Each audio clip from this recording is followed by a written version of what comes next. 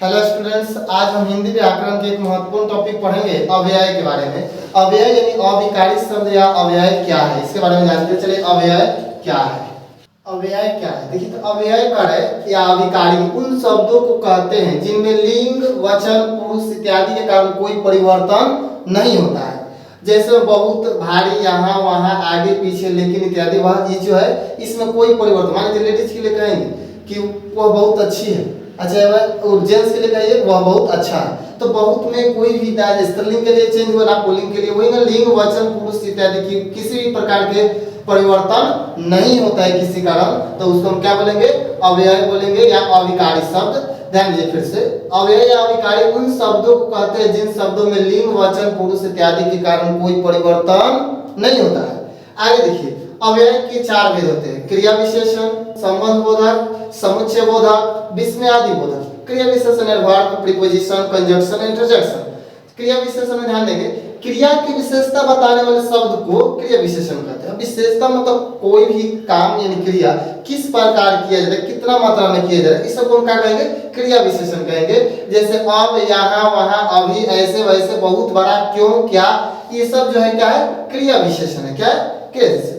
जैसे मैं पवन अब खा रहा है, तो ये पवन अब खा रहा है, तो अब यानी अब खा रहा है, अभी समय के बदल रहा है कि अभी खा रहा है।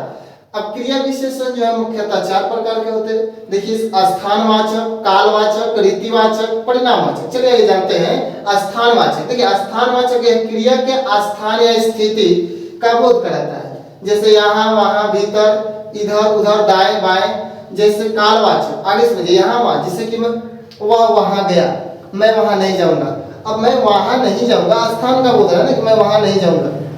यहाँ पर आगे देखेंगे, कालवाचक क्रिया विशेषण, यह क्रिया के समय अवधि का बोध कराता है, जैसे अब, कब, आज तक, कल तक, परसों, दिन भर। मैं आज दिन भर बिजी रहूंगा, तो दिन भर समय का बोध हो रहा है ना। या लगातार काम करता रहूंगा, तो लगातार भी समय का बोध हो रहा है। या फिर तुम कब जाओगी, तो कब भी समय का बोध हो रहा है। तो यहाँ पर जो समय का बोध होगा उसको हम यहाँ अवधि की बात देखिए लगभग, तो कह रहा है कालवाचक विशेषण, क्रिया विशेषण कहेंगे।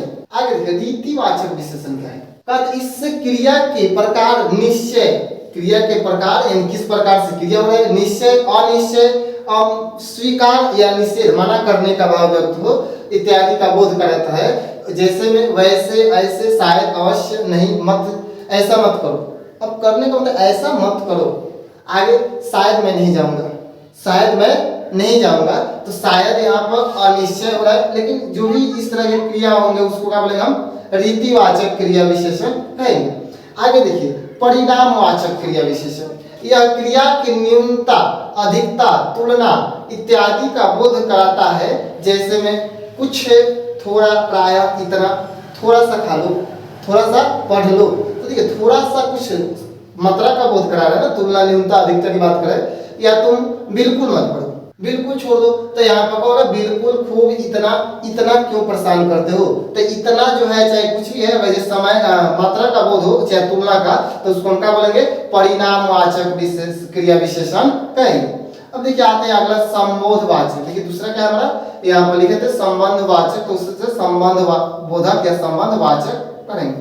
क्या है? चलिए आगे, संबंध बोधक क्या है? तो जो अवयव संज्ञा या सर्वनाम के बाद आकर वाक्य के किसी दूसरे शब्द के साथ संबंध सूचित करता है, चाहे बतलाए, उसे हम संबंध बोधक कहते हैं। क्या कहते हैं? जो अव्यय यानी कोई शब्द होगा जो करे कि किसी वाक्य में आएगा, तो वह दूसरे वाक्य शब्दों के साथ संबंध बतलाता है, उसे हम संबंधवाचक। जैसे आगे पीछे, जैसे मैं तुम्हारे पीछे हूँ या मैं तुम्हारे आगे हूँ, तो आगे पीछे ये सब संबंध हो रहा है, मैं या तुम्हारे बीच आगे जो है संबंध कर दे रहा है। जैसे कि मेरे बिना, उसके संग, मैं उसके साथ गया, तो साथ गया, तो यहाँ पर संबंध हो रहा है। अब देखिए, या राम की भाई, तो राम की के भी जो है संबंध का ही सूचित करता है। देखिए, संबंध बोधक कह रहा है कि दो प्रकार के होते हैं, एक संबंध बोधक अव्यय, उसके बाद अनुबंध संबंध बोधक।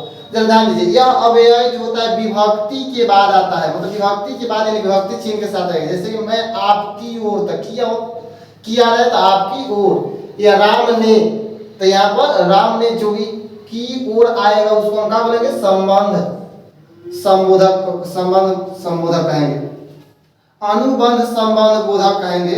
अया अव्यय जो बिना विभक्ति के चिन्ह के साथ है, जो बिना विभक्ति चिन्ह के साथ आता है, जैसे भोजन बिना भजन नहीं, भोजन बिना, देखिए भोजन के नहीं लिखा है, भोजन बिना, अगर के रहता तो संबंध बोधक हो जाता, लेकिन यहाँ पर अनुबंध संबंध बोधक कहेंगे। भोजन के बिना भजन नहीं, यानी इसमें अवयव नहीं है, तो यहाँ पर बिना जो होगा क्या होगा, अनुबंध होगा। कौन सा होगा, अनुबंध अव्यय होगा। आगे देखिए, माँ बिना घर सुना, माँ बिना, आप भी जानते हैं कि माँ बिना घर सुना हो जाता है। माँ 1 घंटे के लिए गई हो चाहे 10 मिनट के लिए गई हो, लेकिन माँ यदि घर में आते नहीं दिखी तो घर पूरा सुना सुना दिखता है। अब ध्यान दीजिए, दोस्त के बिना जिंदगी सुना, और ये भी आप बात अच्छी तरह से जानते हैं कि दोस्त के बिना जो है जिंदगी सुना है। हंसने के लिए दोस्तों की जरूरत होती है, चाहे आप कितना नेट पर लगे रहिए, तो दोस्त के बिना जिंदगी सुना। देखिए दोस्त के नहीं, तो के नहीं इसका मतलब विभक्ति चिन्ह के अलावा है, बाद में है, तो विभक्ति चिन्ह के बिना आया है, तो इसको हम बिना क्या बोलेंगे, अनुबंध संबोधक बोलेंगे। आगे ध्यान दीजिए, समुच्चय बोधक। अब एक बार नेक्स्ट अगला है हमारा, देखिए यहाँ पर 3 नंबर हम लिखे थे, तो क्या है, समुच्चय बोधक। 3 नंबर समुच्चय बोधक है, तो समुच्चय बोधक चलते हैं। देखिए समुच्चय बोधक या संयोजक बोलते हैं, तो ये जो संबंध सूचित करता था ये अवयव, लेकिन ये कह रहे जो अवयव 2 शब्दों या वाक्यों को जोड़ता है, जो अवयव शब्दों या वाक्यों को जोड़ता है उसे समुच्चय बोधक अवयव कहते हैं। जैसे और, एवं, तथा, किंतु, परंतु, क्योंकि, लेकिन, ताकि, इसलिए इत्यादि। जो अगर मैं और नकुल साथ घूमते हैं, तो मैं और नकुल, यानी मैं और नकुल कोई कौन जोड़े, समझ रहे, 2 शब्द है। वह लंबा है किंतु बहुत पतला है, तो वह लंबा है किंतु बहुत पतला है, ये क्या हो जाएगा, किंतु। यहाँ पर ध्यान दीजिए, 2 वाक्यों को जो है, लंबा है और किंतु पतला है, दोनों को। वह लाचार है क्योंकि वह बीमार है, तो यहाँ क्योंकि भी जो है उत्तर 2 वाक्यों को जोड़े। तो देखिए 2 शब्दों को जोड़े या वाक्यों को, जैसे राम और श्याम भजन करते हैं, तो राम और श्याम और जोड़े, तो उसमें क्या बोलेंगे, संबंध समुच्चय बोधक संयोजक या कहेंगे, ठीक है, समुच्चय बोधक अवयव या संयोजक कहेंगे। आगे देखिए 2 वाक्यों को जो भी जोड़े, कंजक्शन। अब देख लीजिए यहाँ पर विस्मयादिक बोधक चिन्ह, यानी जिस अवयव से हर्ष, शोक, क्रोध इत्यादि का भाव प्रकट या भय का, उसे तीव्र भाव, मतलब अचानक से आश्चर्यचकित होने का तीव्र भाव प्रकट हो, उसे विस्मयादि अवयव कहते हैं। जैसे वाह, शाबाश, ओहो, आह, हाय। तो यहाँ पर देखिए, जैसे हाय मैं गिर गया, हाय मैं गिर गया, ओहो क्या बात है, या फिर शाबाश भाई, शाबाश, शाबाश। तो आपको हर्ष खुशी की बात हो या शोक की बात हो, है मैं गिर गया, ओहो क्या बात है, तो यहाँ पर जो होगा ये सब आपको यहाँ पर ये भी चिन्ह देखना होगा, विस्मयादि बोधक का चिन्ह है, ऐसे देकर डॉट दिया जाता है फर्स्ट के नीचे, तो इसको हम विस्मयादि बोधक चिन्ह कहेंगे। इसके देखने के बाद ही आपको मालूम चलेगा क्या है, विस्मयादि बोधक अवयव है।